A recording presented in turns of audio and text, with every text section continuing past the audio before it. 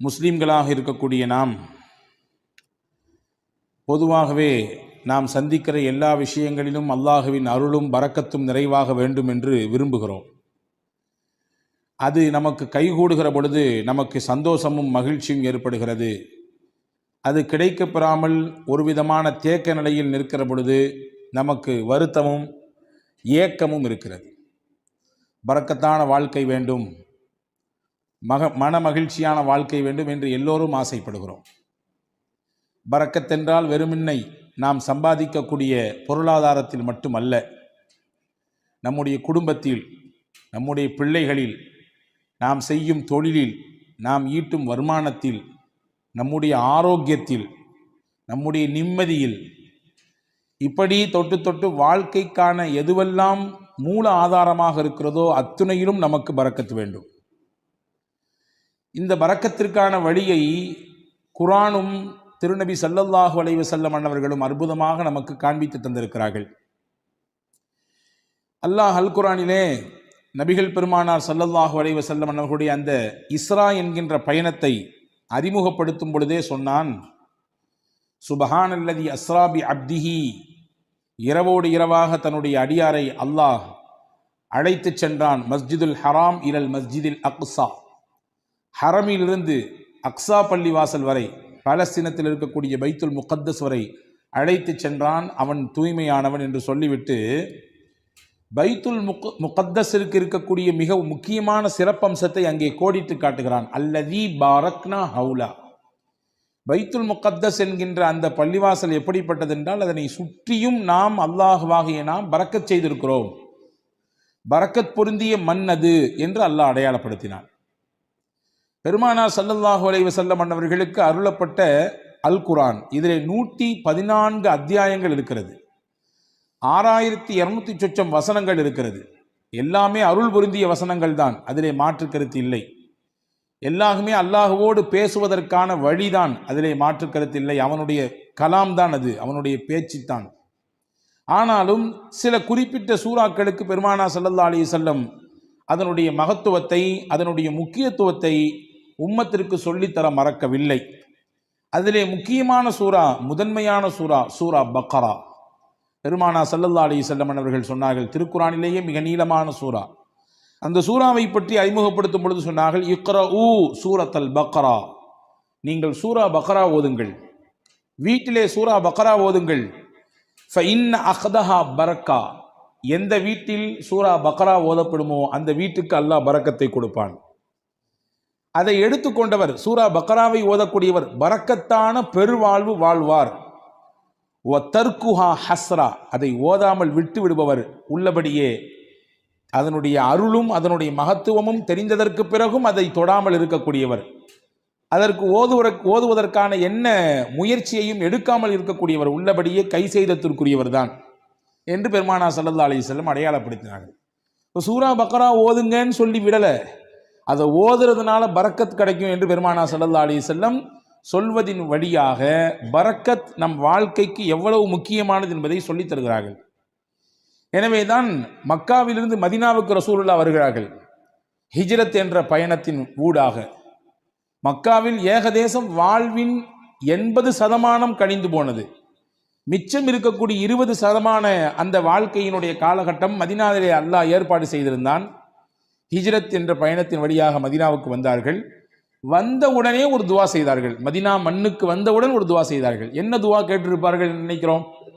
இங்கே எங்களுக்கு வாழ்வதற்கான இடத்தை கொடு, எங்களுக்கான அரசியல் சூழலை சரியாக்கி கொடு, எதிரிகளின் அச்சத்தை குறைத்து கொடு என்றெல்லாம் கேட்டார்களா? என்ன கேட்டார்கள்? ஹதீஸிலே வருகிறது, அல்லாஹும்ம ஜஅல் பில் மதீனத்தி லிஃபை மா ஜஅல்த பில் மக்கா மினல் பரக்கா. யா அல்லாஹ், உன்னுடைய ஆலயம் பைத்துல்லா இருக்கக்கூடிய மக்காவிற்கு எந்த பரக்கத்தை நீ கொடுத்திருக்கிறாயோ அதில் 2 பங்கை எனக்கு மதீனாவிலே கொடு என்று கேட்டார்கள். அங்கே இருக்கக்கூடிய பரக்கத்தில் 2 பங்கு இந்த மதீனாவுக்கு வேண்டும். பரக்கத்தோடு வாழுகிற வாழ்க்கையை எங்களுக்கு இங்கே ஏற்படுத்தித்தான் மக்காவில் தருவதை விட கூடுதலாக கொடு என்று பெருமானார் ஸல்லல்லாஹு அலைஹி வஸல்லம் கேட்டிருப்பதாக நாம் ஹதீஸிலே பார்க்கிறோம். எனவேதான் ஒவ்வொரு நாளும் ஒவ்வொரு தொழுகையிலும் அல்லாஹ்விடத்திலே நாம் தெரிந்தோ தெரியாமலோ கேட்டுக்கொண்டே இருக்கிறோம் பரக்கத்தை. நாம் உணர்ந்திருக்கிறோமா? அத்தஹியாத்தினுடைய இருப்பிலே நாம் கேட்கிறோம் பரக்கத்தை. அல்லாஹும்ம பாரிக் அலா முஹம்மத் வ அலா ஆலி முஹம்மத் கமா பாரக்த அலா இப்ராஹிம். இறைவா, முகமது நபியின் மீதும் அவர்களுடைய குடும்பத்தினர் மீதும் நீ பரக்கச் செய்வாயாக, இப்ராஹிம் நபிக்கும் அவருடைய குடும்பத்திற்கும் எப்படி பரக்கச் செய்யதாயோ அதே போன்று என்று அல்லாஹ்விடத்திலே நபிகளை முன்வைத்து நாம் கேட்கிறோம். அவர்களுக்கு செய் என்றால் அதன் வழியாக எங்களுக்கும் கொடு என்ற அர்த்தம். பரக்கத் என்பது வாழ்க்கையிலே தவிர்க்க முடியாத ஒன்று. பரக்கத்தான வாழ்க்கையை தான் நாம் எல்லோருமே ஆசைப்படுகிறோம். அந்த பரக்கத் நம்முடைய வாழ்க்கையில், நம்முடைய நிம்மதியில், நம்முடைய ஆரோக்கியத்தில், நம்முடைய தொழிலில், நாம் கை வைக்கக்கூடிய காரியங்களில் நிறைவாக கிடைக்கப் பெறும் பட்சத்திலே மன நிறைவான ஒரு வாழ்க்கையை நாம் அனுபவிப்பதாக நாம் உணரலாம். அதை பெறுவதற்கான வழிகள் என்ன என்பதை குறித்துத்தான் நாம் இங்கே பார்க்க போகிறோம் இந்த ஜும்மாவினுடைய உரையின் ஊடாக. அனஸ் இப்னு மாலிக் ரலியல்லாஹு அன்ஹு சஹாபாக்கள் ரொம்ப முக்கியமான சஹாபி. நபிகள் ஸல்லல்லாஹு அலைஹி வஸல்லம் அவர்களோடு சிறு வயதிலேயே அந்த தொடர்பை ஏற்படுத்தி கொண்ட உன்னதமான தோழர்களிலே ஒருவர். ரசூல் ஸல்லல்லாஹு அலைஹி வஸல்லம் மதீனாவுக்குள்ள வரும்பொழுது எல்லாரும் கிஃப்ட் கொடுத்தாங்க ரசூலுல்லாஹ்க்கு. இந்த அம்மா அனஸ் ரலியல்லாஹுடைய தாயார், அவங்க பேர் உம்மு சுலைம் ரலியல்லாஹு தஆலா அன்ஹா. அந்த அம்மாட ரசூலுல்லாஹ் கொடுக்கறதுக்குன்னு பெருசா ஒன்றும் இல்லை. 10 வயசு ஃபுல்லா அனஸ் தான் இருந்தாங்க. அனஸ் ரலியல்லாஹு கையை பிடிச்சி கடகடன்னு எடுத்து கூட்டு போய் பெருமானா ஸல்லல்லாஹு அலைஹி வஸல்லம் கிட்ட ஒப்படைச்சிட்டு சொன்னாங்க, யா ரசூலுல்லாஹ் ஹாதிமுக அனஸ். எல்லாரும் கிஃப்ட் கொடுக்குறாங்க, என்கிட்ட கொடுக்கறதுக்கு இல்லை, என் புள்ள தான் இருக்காரு, இவரை கொடுத்துட்டேன் உங்களுக்கு. இவரை கொடுத்துட்டோம்னா என்ன பொருள்? இவர்தான் உங்களுக்கான ஊழியர், பணியாளர், நீங்கள் இடும் கட்டளையை செய்யக்கூடியவர். இவரை நீங்கள் வைத்து பயன்படுத்திக் கொள்ளுங்கள். உங்களுக்கு பல விதங்களிலே இவர் பயன்பாட்டை கொடுப்பார். உங்களுடைய காரியங்களிலே இவரை வைத்து நீங்கள் வேலை வாங்கி கொள்ளுங்கள் என்று சொல்லிட்டு சொன்னாங்க. என் பிள்ளைய கொடுத்துட்டு நான் உங்கள்ட்ட எதிர்பார்க்கிறது வேற ஒன்றும் இல்லை, அவருக்கு நீ துவா செய்யணும், நீங்க அவருக்காக வேண்டி துவா செய்ய வேண்டும். நான் கடந்த வார ஜும்மாவிலேயே சொன்னேன் இல்லையா, ஒருவர் துவா செய்யுங்கள் என்று சொல்லிவிட்டால் உடனடியாக நாம் என்ன செய்ய வேண்டும்? பாரக்கல்லா என்று துவா செய்து விட வேண்டும். பாரக்கல்லா என்று முதல் கட்டமாக துவா செய்து விட வேண்டும். அதற்கு பிறகு அவரை குறித்து ஞாபகம் வந்தால், அவர் எது குறித்து உண்டான துவாவை நம்மிடத்திலே முன்மொழிந்தார், எந்த சிக்கலுக்காக வேண்டி கேட்டிருக்காரு, எந்த பிரச்சனைக்காக வேண்டி கேட்டிருக்காரு என்று தனிப்பட்ட முறையில் நமக்கு நினைவு இருந்தால் அதை சொல்லி அல்லாஹ்விடத்தில் கேட்பது, இது மிக உயர்ந்த பண்புகளில் ஒன்று. அதனால் கிடைக்கக்கூடிய பலன் என்ன என்பதை கடந்த வார ஜும்மாவிலே நான் உங்களுக்கு ஞாபகப்படுத்தியிருக்கிறேன். இப்போ ஹஸரத் ரசூலுல்லாஹி ஸல்லல்லாஹு அலைஹி வஸல்லம் இடத்திலே உம்மு சுலைம் ரலியல்லாஹு தஆலா அன்ஹா தன்னுடைய பிள்ளையை ஒப்படைத்து விட்டு சொன்னார்கள், உதுஉ, இவருக்கு துவா செய்யுங்கள், அவ்வளவுதான். இவருக்கு நீங்கள் துவா செய்யுங்கள், அது மட்டும் போதும், வேற எதுவும் எனக்கு எதிர்பார்ப்பு இல்லை. உடனே ரசூலுல்லாஹ் துவா செஞ்சாங்க, அனஸ் ரலியல்லாஹு துவா செஞ்சாங்க. என்ன செஞ்சிருப்பாங்க? யா அல்லாஹ் நல்ல நீல ஆயிலை கொடு, அல்லது நிறைய இவருக்கு என்றெல்லாம் கேட்பதற்கு முன்னால் பெருமானார் செய்த துவா, அல்லாஹும்ம பாரிக் ஃபி உம்ரி, யா அல்லாஹ் இவர் ஆயிலே நீ பரக்கச் செய்வாயாக, நீண்ட ஆயிலை கொடுப்பாயாகன்னு கேட்கல, இவர் ஆயில்ல நீ பரக்கச் செய்வாயாக. அல்லாஹும்ம பாரிக் ஃபி அவுலாதி, இவருக்கு நீ கொடுக்கக்கூடிய குழந்தை செல்வங்களிலே பரக்கச் செய்வாயாக. அடுத்து சொன்னாங்க, அல்லாஹும்ம பாரிக் லஹு ஃபீமா அதைத லஹு, இவருக்கு நீ என்னெல்லாம் கொடுக்கணும்னு நினைச்சிருக்கியோ எல்லாத்தையும் பரக்கத் செஞ்சிரு. இவர் ஆயில்ல பரக்கத் செஞ்சிரு, இவருடைய குழந்தை குட்டிகளில் பரக்கத் செஞ்சிரு, நீ என்னெல்லாம் இவருக்கு கொடுக்கணும்னு நினைச்சிருக்கியோ எல்லாத்திலும் நீ பரக்கத் செய்துவிடு என்று பெருமானார் ஸல்லல்லாஹு அலைஹி வஸல்லம் அவர்கள் துஆ செய்ததாக நாம் ஹதீஸ்ல பார்க்கிறோம். நிறைய குடுன்னு கேட்கல, நீண்ட ஆயில நிறைய வயசு வாழணும் அப்படி கொடுன்னு ரசூலுல்லாஹ் கேட்கல, நீ கொடுப்பதில் நிறைந்த பரக்கத்தை கொடு என்று கேட்பதிலிருந்து நமக்கு புரிகிறது, வாழ்க்கையிலே நிறைய என்பதை விட பரக்கத்தான் முக்கியம். அதிகம் எண்ணிக்கை என்பதை விட குறைவாக இருந்தாலும் அதன் மூலம் கிடைக்கக்கூடிய பலன் பரக்கத்தாக இருக்க வேண்டும் என்பதுதான் முக்கியம் என்று நாம் இதிலிருந்து புரிந்து கொள்கிறோம். அந்த பரக்கத்தான வாழ்க்கையை பெறுவதற்கு ஒரு 8 அம்ச திட்டத்தை நான் இன்றைக்கு உங்களுக்கு நான் சொல்ல போகிறேன். 8 விதமான விஷயங்களை நாம் பின்பற்றுகிற பொழுது அல்லாஹுவின் பரக்கத்தை நம்மால் முழுமையாக அடைந்து கொள்ள முடியும்.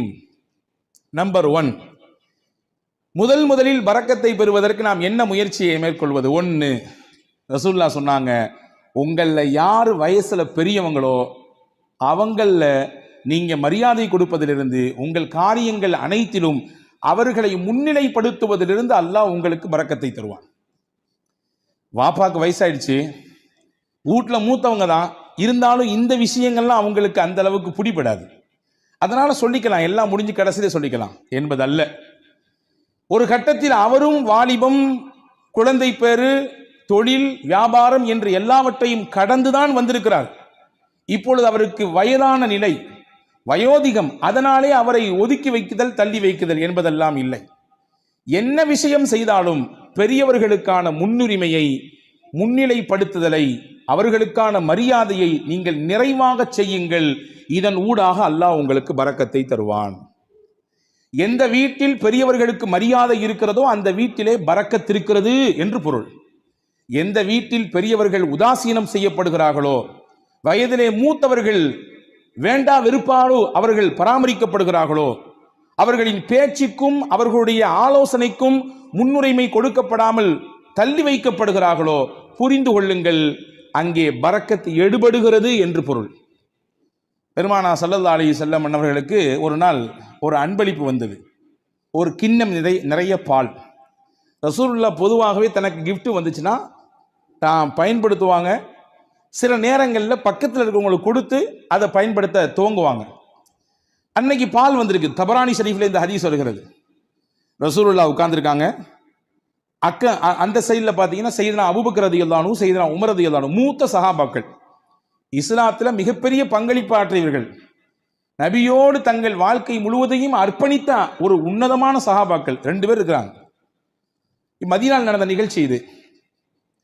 இந்த பால் கிண்ணம் வந்த உடனே ஸல்லல்லாஹு அலைஹி வஸல்லம் இந்த பக்கத்தில் இருந்த சையதுனா அபூ உபைதா ரலியல்லாஹு அன்ஹு என்ற ஒரு சஹாபி, அவங்க கையில் கொடுத்தாங்க.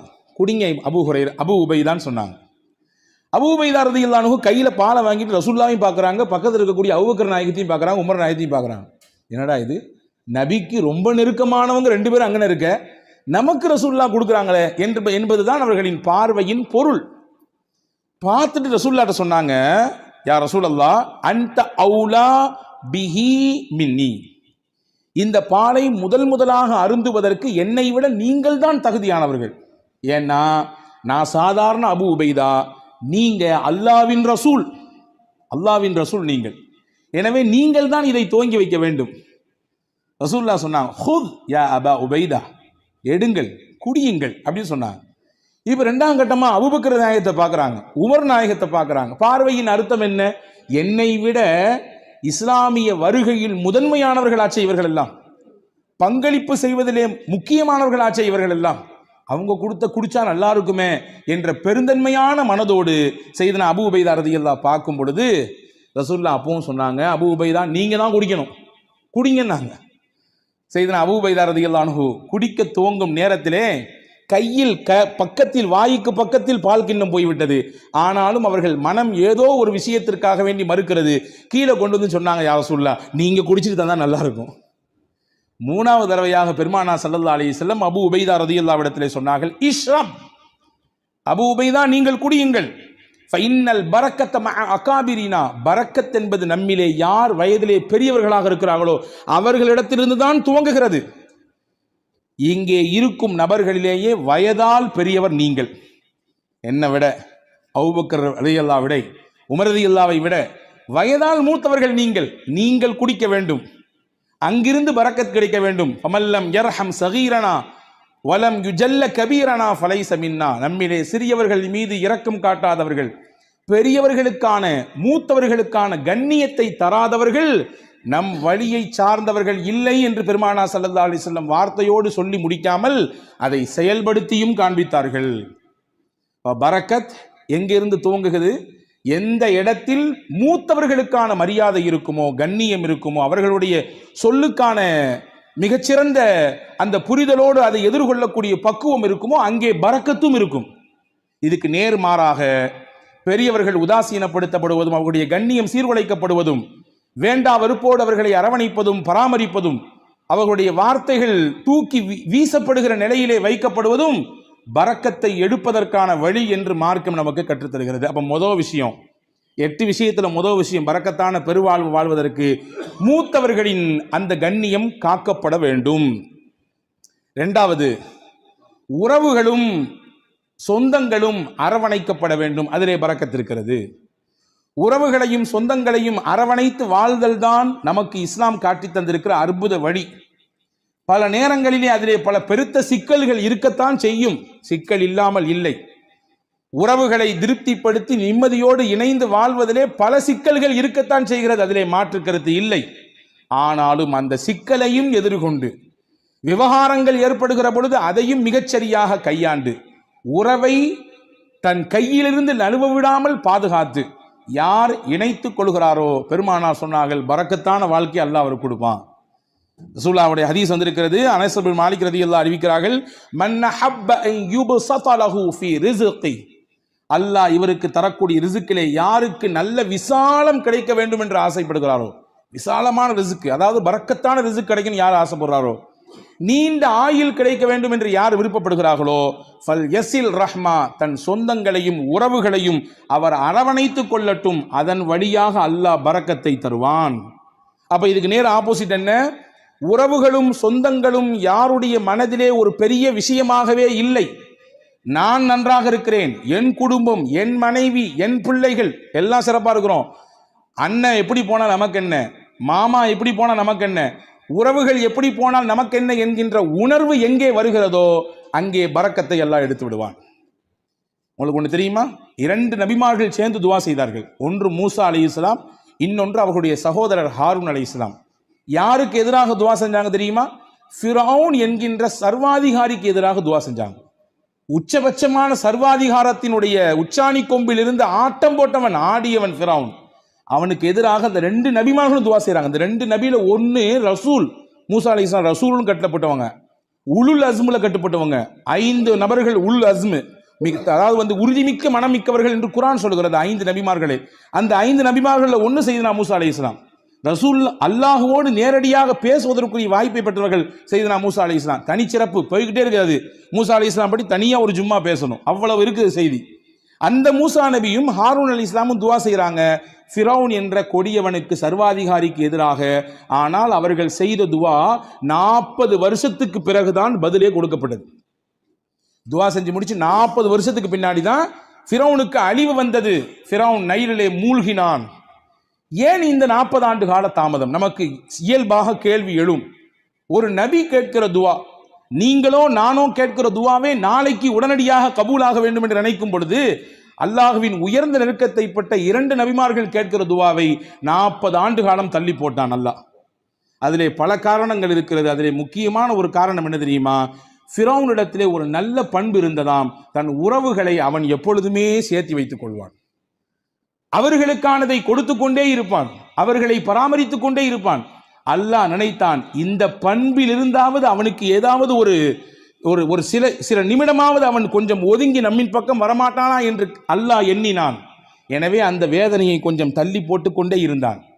தள்ளி போட்டு 40 வருடங்களுக்கு பிறகுதான் இனிமேலும் இவன் திருந்துவதற்கு வாய்ப்பே இல்லை என்ற பொழுது அந்த நபிமார்களின் துவாவை ஏற்றுக்கொண்டு அவனுக்கு அழிவை கொடுத்தான். அப்போ இஸ்லாத்தின் மிகப்பெரிய விரோதியாக, அல்லாஹ்விற்கே சவால் விழுகிற இடத்திலே, உனக்கு நிகரானவன் நான் என்று சொல்லும் இடத்தில் இருந்த ஃபிரௌனுக்கே வேதனை தள்ளி போடப்பட்டது. எதன் காரணமாக? உறவை அவன் சேர்த்து கொண்டான், உறவை அவன் பிரியவில்லை, உறவுக்கானதை மிகச்சரியாக கொடுத்தான் என்ற ஒரு காரணத்திற்காக. அப்படி என்றால் அல்லாஹ்வுக்கு விரோதிலாம் நம்ம கிடையாது. அல்லாஹ்வுக்கு நேர் நிகராக நின்று சமமாக சண்டை போடுபவர்கள் கிடையாது நாம். அப்ப நம்மிடத்திலே இந்த உறவு பேணுதல் இருக்கும் பட்சத்திலே அல்லாஹ் பரக்கத்தான வாழ்வை அதன் வழியாக கொடுத்து விடுவான் என்பதை நாம் இங்கே கவனத்தில் கொள்ள வேண்டும். இது 2வது விஷயம். 3வது விஷயம் என்ன? யா அல்லாஹ் எனக்கு பரக்கத்தான வாழ்க்கையை கொடு என்று துவா செய்ய வேண்டும். துவா என்பது முக்கியமானது. அதை கொடு, இதை கொடு என்று, அவ்வளவு கொடு இவ்வளவு கொடு என்பதை விட, யா அல்லாஹ் நீ எதை கொடுத்தாலும் பரக்கத்தாக கொடு, இப்படி கேட்டு பழக வேண்டும். இவ்வளவு அளவு வேண்டும், இவ்வளவு கனம் வேண்டும், இவ்வளவு எண்ணிக்கை வேண்டும் என்றெல்லாம் கேட்பதை விட, இறைவா எனக்கானது நீ முடிவு செய்யப்பட்டதை தான் தருகிறாய், தருவதிலே பரக்கத் செய், பரக்கத்தானதை கொடு என்று கேட்க வேண்டும். அந்த துவாவை நமக்கு பெருமானார் ஸல்லல்லாஹு அலைஹி வஸல்லம் கற்றுத் தருகிறார்கள். அது அற்புதமான வரலாற்று செய்தி ஒன்று இருக்கிறது. உம்மு சுலைம் ரலியல்லாஹு தஆலா அன்ஹா, அபூ தல்ஹா ரலியல்லாஹு தஆலா அன்ஹு, இவர்கள் இருவரும் தம்பதிகள், கணவன் மனைவி. வெளியூருக்கு போன அபூ தல்ஹா வீடு திரும்பும் நேரத்திலே இவருக்கு பிறந்த பிள்ளை இறந்து போனது. நீண்ட பெரிய சம்பவம், சுருக்கமாக சொல்கிறேன். ஆனால் கணவன் வந்தவுடன் இந்த துக்க செய்தியை தன் மனைவி தன் கணவரிடத்திலே சொல்லாமல் அந்த கணவனை திருப்திப்படுத்தினாள், நல்ல உணவு கொடுத்தால், சமைத்து கொடுத்தால், நன்றாக அவருக்கு பரிமாறினாள். இரவிலே அந்த கணவனின் திருப்தியோடு அவரை மிக சந்தோஷப்படுத்தினார் அந்த பெண்மணி. மகிழ்ச்சியாக அவர்களுக்கு அந்த இரவு தாம்பத்தியத்திலே கழிந்தது. அந்த நிலை முடிந்ததற்கு பிறகு அபூ தல்ஹா ரலியல்லாஹு இடத்திலே உம்மு சலமா ரலியல்லாஹு சொன்னாங்க, உங்களிடத்திலே யாராவது ஒருவர் ஒரு அமானிதம் கொடுத்து வைத்தார், கொடுத்தவர் வந்து திரும்பி கேட்டார்னா நீங்க கொடுப்பீங்களா மாட்டீங்களான்னு கேட்டாங்க. அபூ தல்ஹா சொன்னார், எப்படி கொடுக்காம இருக்க முடியும், கொடுத்தவர் கேட்டா திருப்பி கொடுக்கத்தானே செய்யணும். அவங்க சொன்னாங்க, அல்லாஹ் நமக்கு பிள்ளையை கொடுத்தான், அவனே எடுத்துக்கிட்டான். என்ன நிலை, இப்படி நான் வந்த உடனே இந்த செய்தியை சொல்லாம இப்படி நான் இப்பொழுது நான் அசுத்தமாக இருக்கும் நிலையில் இப்படி சொல்றியே, நாளை கால் நபி இடத்திலே நான் போவேன், இந்த செய்தியை சொல்லுவேன், என்ன ஏதென்று கேட்பேன் என்று ஹஸரத் அபூ தல்ஹா ரலியல்லாஹு அன்ஹு சொன்ன பொழுது மறுநாள் காலை விடிந்தது, நபி இடத்திலே போனார்கள், செய்தியை சொன்னார்கள். ரசூலுல்லாஹ் அங்கே ஒரு அழகான துவாவை செய்தார்கள். நேற்றிரவு நீங்கள் இருவரும் ஒன்று கூடினீர்கள், தாம்பத்திய உறவை வைத்துக் கொண்டீர்கள். அல்லாஹும்ம பாரிக் லகுமா ஃபீ காபிரி லைலத்திகுமா, நேற்றிரவு நீங்கள் கூடிய கூடுதலிலே அல்லாஹ் பரக்கத் செய்வானாக, உங்களுக்கு மிகச்சிறந்த பகரத்தை தருவானாக. எந்த பொறுமையோடும் எந்த அல்லாஹ்வின் நம்பிக்கையோடும் உங்கள் மனைவி அப்படியான ஒரு நிலையை மேற்கொண்டார்களோ அதற்கு பகரமாக அல்லாஹ் உங்களுக்கு பரக்கத் செய்வான், சிறந்த சந்ததியை தருவான் என்று துவா செய்தார்கள். வரலாற்றிலே வருகிறது, அங்கே இருந்து பிறந்த பிள்ளை வாழ்வாங்கு வாழ்ந்தார்கள், செழிப்பாக வாழ்ந்தார்கள். கல்வி, பொருளாதாரம், வாழ்க்கையின் மேல்தட்டில் இருக்கும் விதத்திலே, எல்லோரும் பார்த்து போற்றும் விதத்திலே அந்த பிள்ளைகளின் வாழ்க்கை எல்லாம் இருந்தது. இதற்கு மூல முக்கிய காரணம் நாயகத்தினுடைய துவா. இப்போ துவா செய்யணும், யா அல்லாஹ் நீ கொடுப்பதிலே எங்களுக்கு பரக்கத் செய்வாயாக, என்ன கொடுத்தாலும் பரக்கத்தாக கொடுப்பாயாக என்று துவா செய்ய வேண்டும். இது பரக்கத்தான வாழ்க்கைக்கான 3வது அம்சம். 4வது அம்சம் என்ன, நம்மிடத்தில் எது இருக்கிறதோ அதை பகிர்ந்து கொள்ள வேண்டும். பகிர்தலிலே பரக்கத் இருக்கிறது. தனக்கும் மட்டும்தான் தன் குடும்பத்துக்கு மட்டும்தான் என்கின்ற குறுகிய மனப்பான்மையிலிருந்து வெளியே வர வேண்டும். எது இருந்தாலும் அதை பகிர்கிற அந்த பக்குவம் எந்த நபரிடத்திலே வருகிறதோ அல்லாஹ் தானாக பரக்கத்தை தருவான். ரசூலுல்லாஹி ஸல்லல்லாஹு அலைஹி வஸல்லம் உடைய ஹதீஸ் வந்திருக்கிறது, தஆமுல் வாஹிதி யக்ஃபிஸ் இஸ்னைன் வ தஆமுல் இஸ்னைனி யக்ஃபில் அர்பஅ. 2 நபருக்கான உணவு தான், ஆனா 3 பேர் வந்துட்டாங்க, ஐயோ 2 பேர் தானே சாப்பாடு இருக்குது, 3வது நபர் வந்துட்டாரே என்று யோசிக்க வேண்டாம், விரிச்சு வைங்க, அவரையும் சேர்த்துங்க. அல்லாஹ்வின் ரசூல் சொன்னாங்க, 2 பேருக்கான உணவாக இருந்தாலும் நீங்கள் பகிர வேண்டும் என்ற சிந்தனைக்கு வந்துவிட்டால் அதை 3க்கும் போதுமானதாக அல்லாஹ் ஆக்கி விடுவான். 3 பேருக்கான உணவு தான், ஆனா 5 பேர் இருக்கிறாங்க, 2 பேரை தள்ளி விடாதீங்க, இது பத்தாது, நமக்கே பத்தாது, யானை பசிக்கு சோள புரியா அப்படின்னு கேட்ட மாதிரிலாம் நம்ம கதை பேச வேண்டாம், சேர்த்திக்குங்க. ரசூல் சொன்னாங்க 3 நபருக்கான உணவு தான், நீங்கள் சேர்த்து ஷேர் செய்யும் பொழுது, அதிலே பகிர வேண்டும் என்ற எண்ணம் வரும் பொழுது அதிலே அல்லாஹ் 5 நபருக்கான பரக்கத்தை செய்து விடுவான். இது வாழ்க்கையிலே யாரெல்லாம் இந்த ஷேரிங்ல இருக்கிறாங்களோ அவங்க எல்லாம் கண்கூடாக பார்க்க முடியும், கண்கூடாக பார்க்க முடியும். ரசூலுல்லாவுக்கு ரொம்ப பிடித்த குடும்பம் ஒரு குடும்பம் இருந்தது, அல் அஷ்அரி. ரொம்ப பிடிக்கும் அவங்கள ரசூலுல்லாவுக்கு. எந்த அளவுக்குன்னா அவங்க என் குடும்பம் ரசூலுல்லாஹ் சொன்னாங்க, என் குடும்பம் அவங்க, என்னிலிருந்தும் அவர்கள், அவர்களிலிருந்தும் நான் என்று சொன்னார்கள். சஹாபாக்கள் ஒன்று புரியும், ஏன் இந்த குடும்பத்தை மட்டும் ரசூலுல்லாஹ்க்கு ரொம்ப பிடிக்குது? விவரத்தை கேட்டு போனா ரசூலுல்லாஹ் சஹாபாக்கள்கிட்ட சொன்னாங்க, அவங்கள்ட்ட ஒரு சிறந்த பண்பு இருக்குது, தாங்கள்கிட்ட எல்லாரும் ஒரு பயணத்தில் போனானா எல்லாரும் தனித்தனியாக சாப்பாடு கொண்டு வருவாங்க, யாராவது 1-2 பேருடைய சாப்பாடு சீக்கிரமாக தீர்ந்து போயிடும். நீண்ட தூர பயணம் என்பதினாலே அவர்களை அப்படியே கழட்டி விட்டுற மாட்டாங்க, நீங்க கொண்டு வந்து காலியாக போச்சா அப்படித்தான் போச்சு, இப்போ இன்னும் ரொம்ப தூரம் இருக்குது, இன்னும் 500 கிலோமீட்டர் போனோம் அப்படித்தான் என்று விட்டு விட மாட்டார்கள். சாப்பாடு இல்லாதவர்களையும் சேர்த்து ஒரே இடத்தில் உட்கார வைத்து ஒரு பெரிய துணியை எடுத்து கொண்டு வந்த மொத்த சாப்பாடையும் அதிலே கொட்டி கலந்து இருப்பவர்களுக்கெல்லாம் பகிர்ந்து கொடுப்பார்கள். இந்த பகிர்தல் என் பண்பு, என்னுடைய குணம், அது அவங்கள்ட்ட இருக்கிறதுனால அவங்க எங்க குடும்பம் நாங்கள் ரசூல் ஸல்லல்லாஹு அலைஹி வஸல்லம். பகிர்தல் இது பரக்கத்திற்கான பெரிய வழி.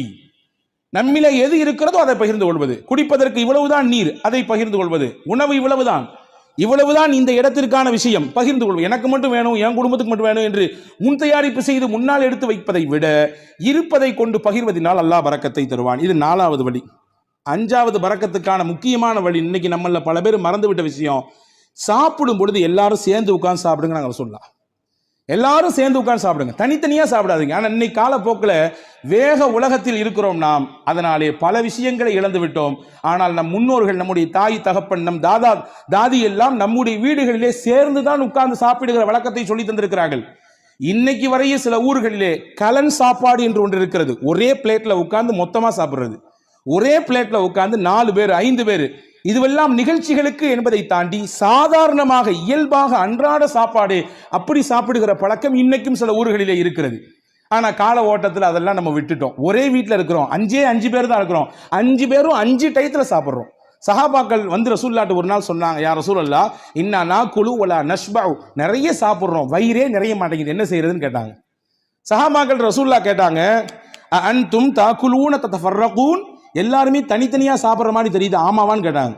எல்லாரும் வீட்டில் சேர்ந்து சாப்பிட்றீங்களா தனித்தனியா சாப்பிட்றீங்களா? இல்லை தனித்தனியா சாப்பிட்றோம். ரசூல் சொன்னாங்க, இஜ்மாஉ அலா துஆமிக்கும் வذ்குரு ஸ்மல்லாஹி அலைஹி யுபாரக லக்கும் ஃபீஹா. 2 விஷயத்தை செய்யுங்க சாப்பிடும் பொழுது. எல்லாரும் சேர்ந்து சாப்பிடுங்க, முடிந்த அளவுக்கு சேர்ந்து சாப்பிடுங்கள். சேர்ந்து சாப்பிடுவதற்கு ஒரு நாளில் ஒரு வக்து தான் முடியும், இந்த நேரத்தில் மட்டும்தான் எங்களால் சேர்ந்து சாப்பிட இயலும். காலை அல்லது இரவு அல்லது மதியம், அந்த ஒரு நேரத்தில் எல்லாரும் சேர்ந்து உட்காருங்கள். குடும்பத்தோடு சேர்ந்து உட்கார்ந்துட்டு சாப்பிட்றதுக்கு முன்னாடி பிஸ்மில்லா என்று சொல்லுங்கள். நீங்க கை தொட்டு கேளுங்க, நானும் என் நெஞ்சத்துல கை தொட்டு கேட்கிறேன். அன்பர்களே, எத்தனை குடும்பத்திலே எல்லாரும் சேர்ந்து உட்கார்ந்து பிஸ்மில்லாஹிர் ரஹ்மானிர் ரஹீம் என்று சத்தம் போட்டு சொல்லி நாம் அந்த சாப்பாட்டிலே கையெடுத்து வைக்கிறோம். மலேசியா போன்ற பெருநகரங்களிலே அல்லாஹ் பரக்கத்தை கொட்டுகிறான், அது தனிப்பட்ட விஷயம். நான் அங்கே இருக்கக்கூடிய ஒரு சிறப்பு அம்சத்தை சொல்லுகிறேன்.